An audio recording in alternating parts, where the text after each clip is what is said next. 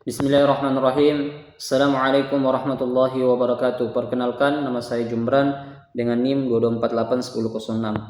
Baik, di sini saya akan membuat video untuk memenuhi tugas akhir semester, yaitu menjelaskan mengenai hadis Jibril. Baik, langsung saja demi mengefisienkan waktu, saya akan menjelaskan hadis Jibril.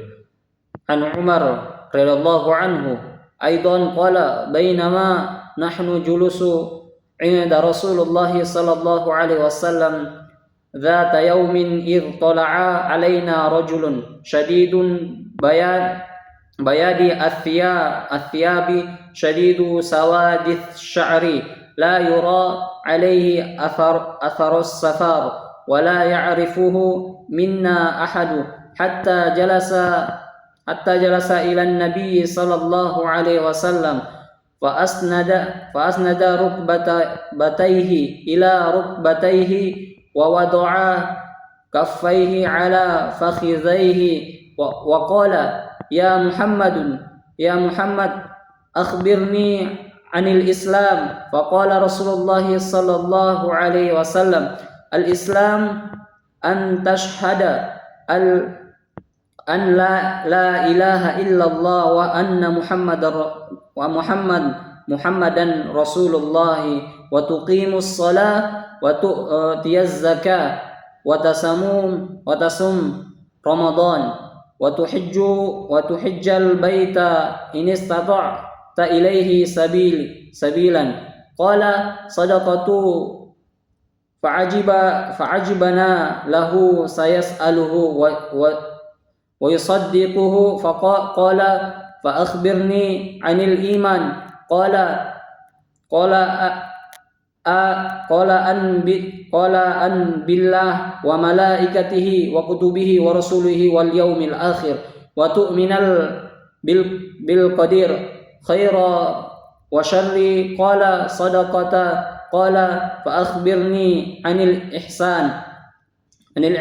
قال أن تعبد الله كأنك تراه فإن لم تكن تراه فإنه يراك. قال فأخبرني عن الساعة. قال ما المسؤول عنها بأعلم من السائل. قال فأخبرني عن أماراتها. قال أن تلد أماته ربتها وأن ترى الحفاة العراة العالة رعاء الشاء يتطاولون في البنيا.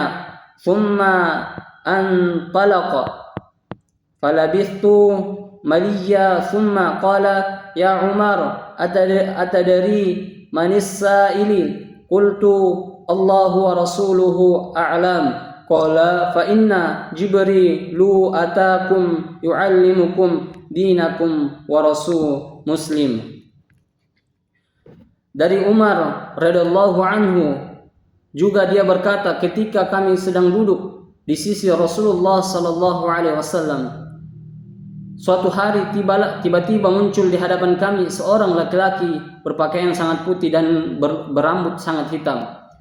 Tidak terlihat padanya tanda-tanda bekas perjalanan jauh, yaitu safar, dan tidak ada seorang pun di antara kami yang mengenalnya. Lalu ia duduk di hadapan Nabi sallallahu alaihi wasallam, lalu menyandarkan kedua lututnya ke lutut Nabi dan meletakkan kedua telapak tangannya di atas paha Nabi. Ia berkata, wahai Muhammad, kabarkan kepadaku tentang Islam. Rasulullah sallallahu alaihi wasallam bersabda, Islam adalah engkau bersaksi bahwa tidak ada sesembahan yang berhak disembah selain Allah dan Muhammad adalah utusan Allah, menegakkan salat, menunaikan zakat, berpuasa Ramadan dan menunaikan haji ke Baitullah jika engkau mampu melaksanakannya. Laki-laki itu berkata, engkau benar. Kami pun heran kepadanya.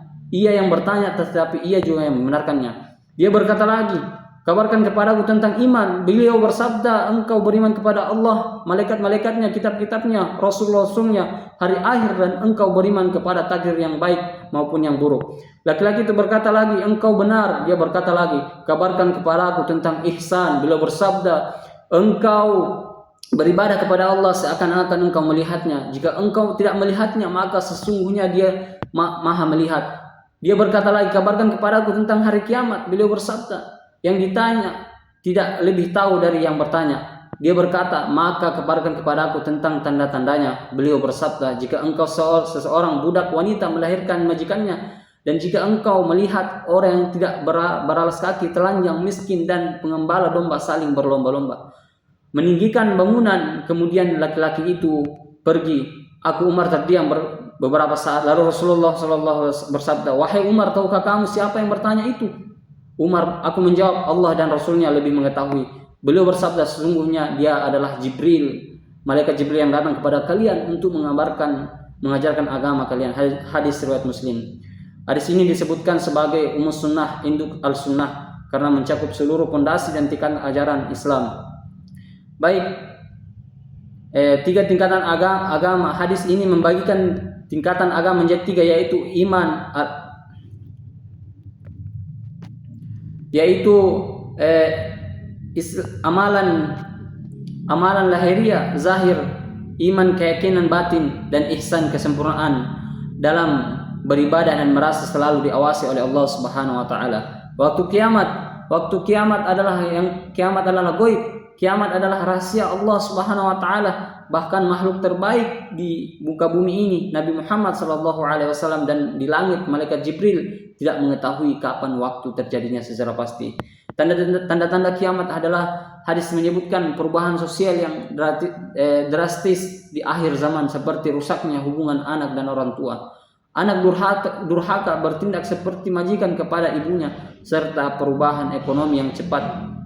Orang miskin menjadi kaya raya, lalu bermewah-mewah membangun gedung. Adab menuntut ilmu. Malaikat Jibril mencontohkan adab menghadiri majelis ilmu dengan pakaian yang rapi, bersih, serta duduk dekat dan sopan di hadapan guru. Baik, mungkin cukup sekian yang dapat saya sampaikan. Kurang dan lebihnya mohon dimaafkan. Saya akhiri dengan ucapan billahi fi sabilil haq fastabiqul khairat. Assalamualaikum warahmatullahi wabarakatuh.